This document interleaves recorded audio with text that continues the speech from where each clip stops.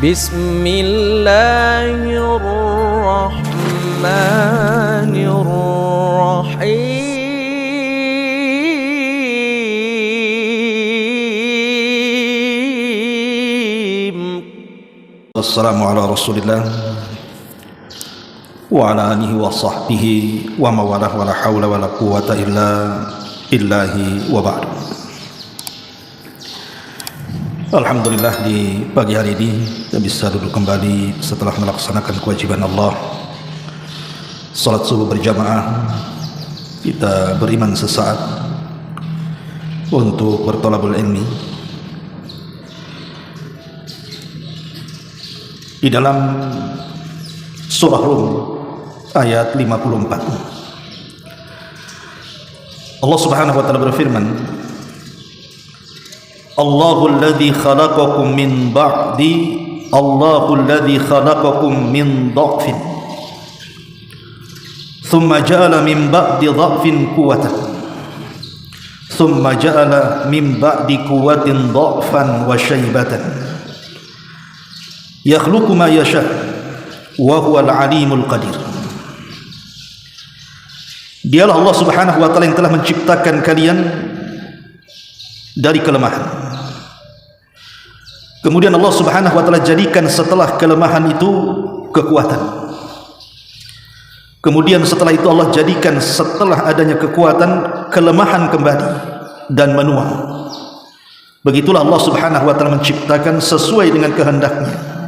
Dan dia zat yang maha mengetahui lagi maha mampu melakukan segala-galanya. Ma'asyiral muslimin yang dimuliakan Allah Azza wa Jalla, ayat ini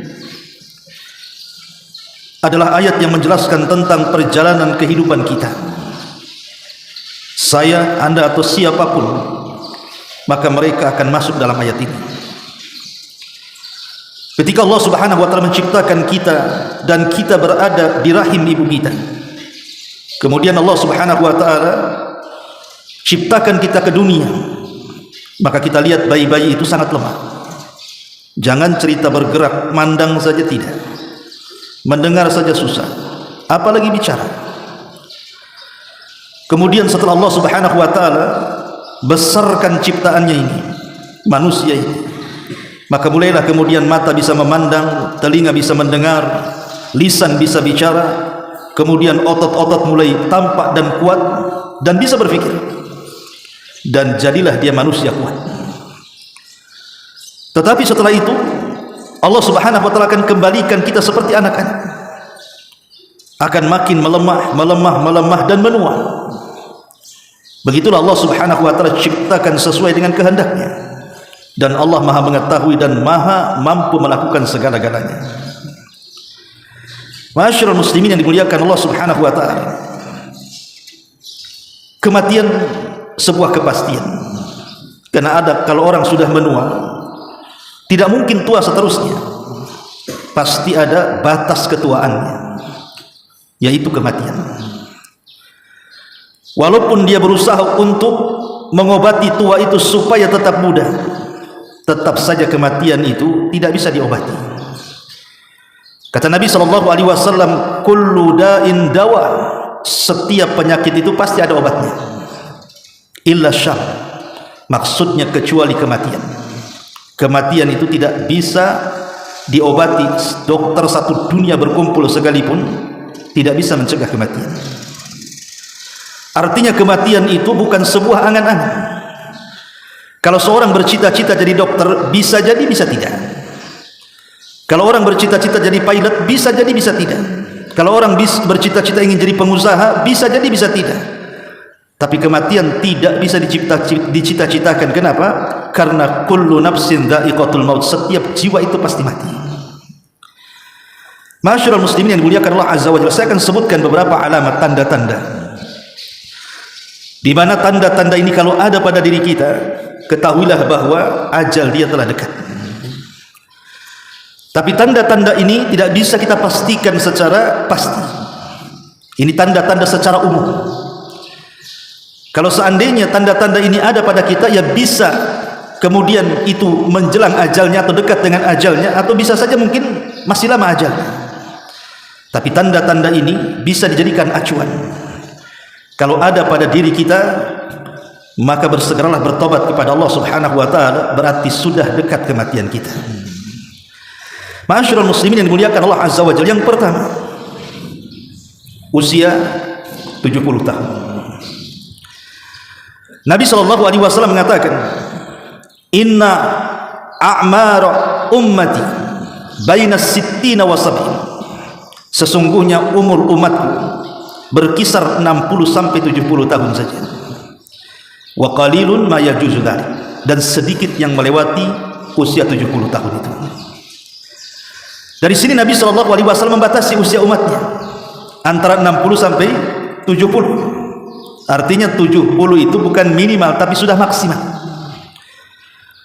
Kalaupun seandainya Allah Subhanahu wa taala takdirkan di usia 70 tahun dia masih hidup, dan banyak juga yang di usia 7 tahun kan tidak mati juga, ada yang sampai 80 tahun juga tak mati-mati juga.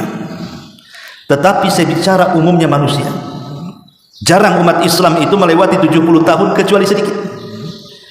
Artinya kalau orang sudah berusia 70 tahun, maka hendaklah umur 70 tahun itu mengingatkan dia akan kematian. Sebab kalau seandainya Allah berikan usia lebih daripada 70 tahun, maka ingat hadis Nabi sallallahu alaihi wasallam, khairukum man tala umruhu wa hasuna amaluhu. Sebaik-baik kalian adalah yang dipanjangkan umurnya dan diperbaiki amalnya. Tapi sejelek-jelek kalian adalah man tala umruhu wa sa'a amaluhu. Orang yang dipanjangkan umurnya makin buruk pula perbuatan. Ini yang pertama. Yang kedua, uban yang ada di kepala. Karena umumnya orang beruban itu kan usianya sudah tua. Jarang kita lihat anak-anak sekolah SD beruban, itu penyakitan.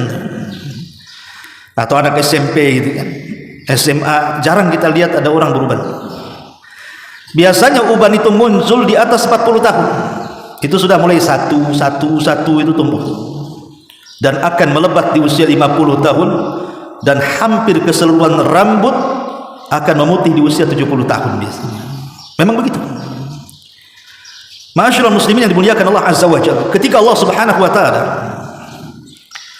berfirman dalam Al-Qur'an, wa ja'akumun nadhir, wa ja'akumun nadhir, ketika Allah Subhanahu wa taala mengingatkan soal umur 40 tahun ke atas, Allah mengatakan wa ja'akumun nadhir, telah datang peringatan kepada kalian.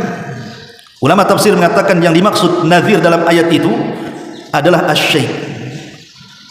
As-sayyib maksudnya uban yang ada di kepala, syaibah. Makanya orang Arab kalau orang tua dibilang syaibah karena banyak ubannya, ya. Makanya kita lihat perkataan para ulama.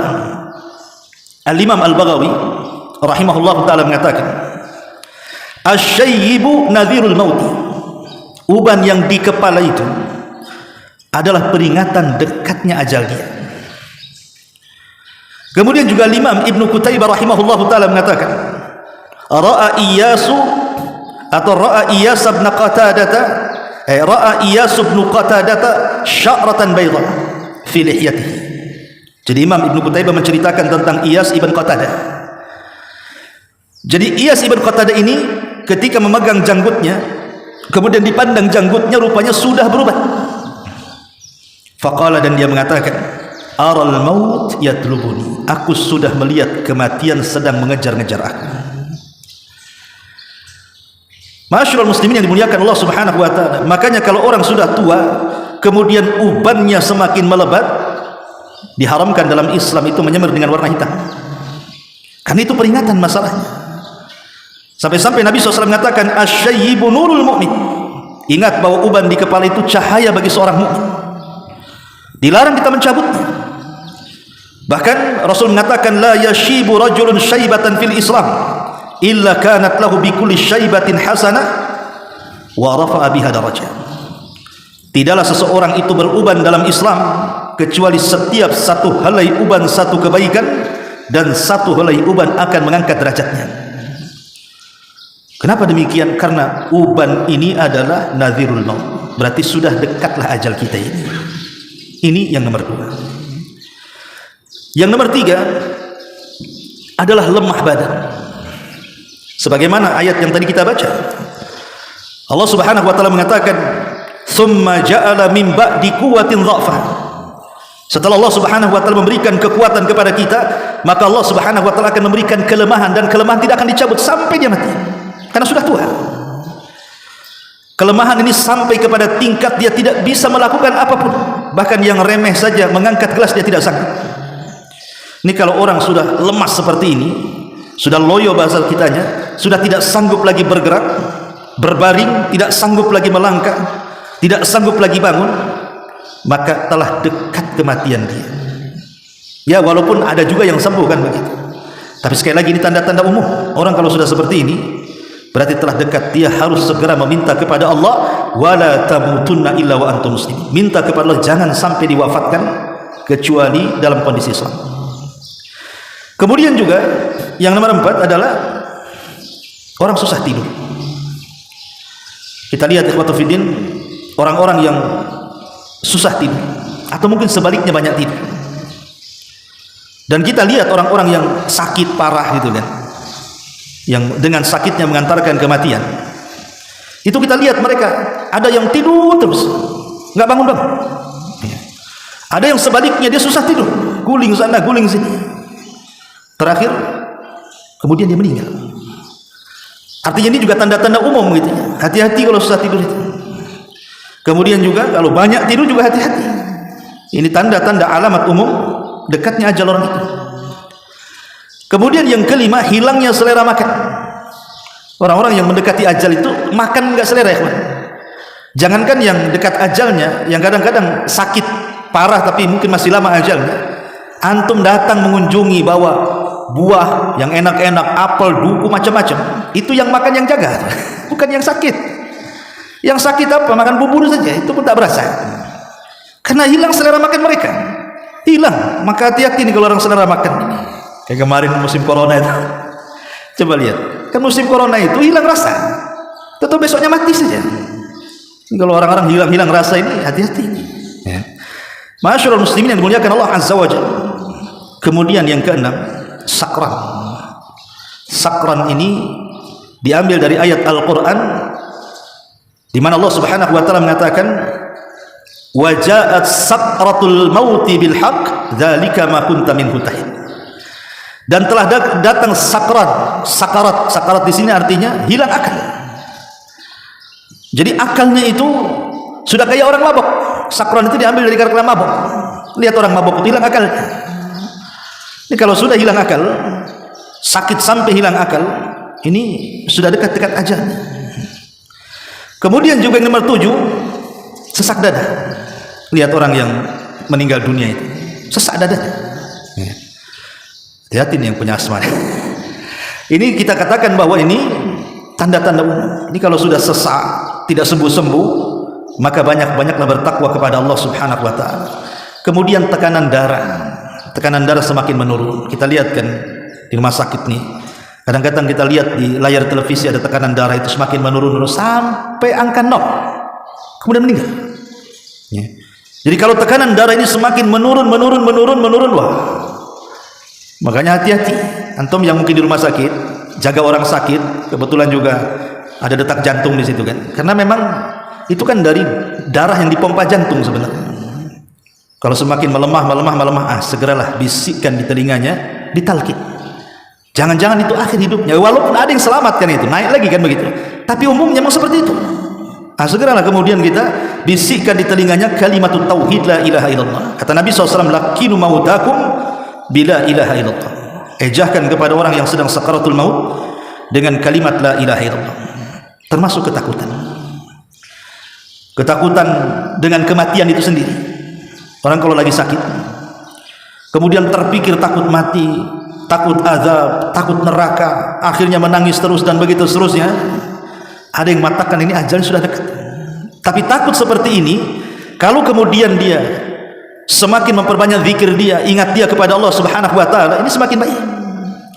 Tapi orang-orang kafir yang tidak kepikiran akhirat, justru angan-angan mereka itu masalah dunia. Takut tidak bisa mabuk lagi, takut tidak bisa zina lagi, takut begitu dan begitu. Naudzubillah. Maka ini juga bagian daripada tanda-tanda.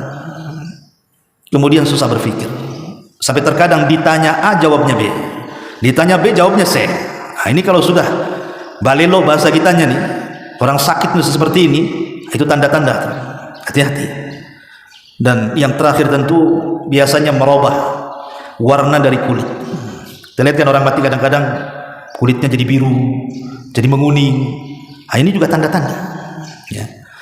Masyaallah muslimin yang dimuliakan Allah Azza wa Jalla, ini tanda-tanda secara umum. Saya katakan tadi tanda-tanda secara umum, tapi tanda-tanda ini bisa digunakan acuan kepada kita untuk mengingat kematian. Karena ibrah itu sebenarnya bukan masalah tanda-tandanya, tapi ibrah itu adalah setelah kematian. Apakah kita akan selamat dari fitnah kubur, ataupun selamat dari azab kubur, atau sebaliknya kita tidak selamat dari fitnah dan azab kubur? Ibrah itu setelah kematian, bukan sebelum kematian. Makanya ada istilah para ulama, ibrah itu bukan di mana kita mati, tapi bagaimana caranya kita mati. Su'ul khotimahkah, husnul khotimahkah? Ma'asyiral muslimin yang dimuliakan Allah Azza wa Jalla, karena tadi bahwa kematian ini sebuah kepastian, datangnya pun tanpa pemberitahuan, dan kematian bukan akhir dari sebuah perjalanan. Tetapi walaupun kematian sebuah kepastian, datangnya tanpa pemberitahuan, dan bukan akhir dari sebuah perjalanan, tetap kita tidak boleh, bahkan dilarang bercita-cita untuk mati. Tidak boleh. Walaupun kematian itu pasti mendatangi kita, tapi bercita-cita ingin mati tak boleh dalam Islam. Kata Nabi SAW, la yatamanna ahadukumul mauta, janganlah kalian berangan-angan ingin mati. Wala yad'u bihi, bahkan jangan pula berdoa min qabli an ya'tiyahu, sebelum datang kematian itu. Kenapa demikian? Innahu idza mata ahadukum inqata amaluhu, sebab kalau betul-betul dikabulkan tuh ingin mati kemudian besoknya mati, ingat kematian itu bisa memutuskan amal.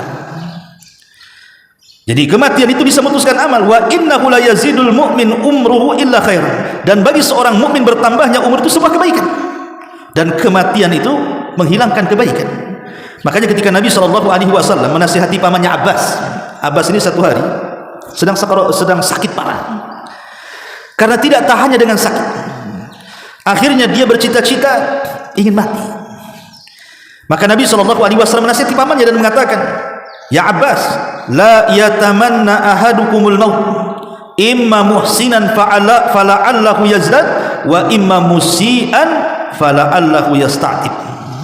Hai Abbas, janganlah salah seorang di antara kalian berangan-angan ingin mati. Sebab kalau dia orang baik, Allah takdirkan tak jadi mati, dipanjangkan pula umurnya, berarti dia bisa menambah amalannya. Tapi kalau dia orang jahat, tiba-tiba Allah panjangkan lagi umurnya, tidak jadi mati, berarti adalah kesempatan untuk bertobat. Tapi kata Nabi SAW, wa in kana walabud, kalau memang sebuah keharusan, kita ini ingin mati karena mungkin sudah merasa menyusahkan orang-orang yang merawatnya sudah bertahun-tahun, kasihan dengan mereka, dan dia pun tidak tahan dengan rasa sakit yang dideritanya. Kata Nabi SAW, kalaupun harus berangan-angan, maka berdoalah kepada Allah Subhanahu wa ta'ala, ya Allah, wafatkan aku, jika wafatku itu bagimu yang terbaik, tetapi sembuhkanlah penyakitku jika kehidupan ini baik bagiku. Begitu Nabi SAW mendoakan, atau bolehnya kita berdoa bercita-cita sebuah kematian. Wallahu a'lam bishawab. Ini di antara faedah pagi mengenal manfaatnya. Subhanaka bihamdika asyhadu an la ilaha illa anta astaghfiruka wa atubu ilaik. Allahu ta'ala alam. Assalamualaikum warahmatullahi wabarakatuh.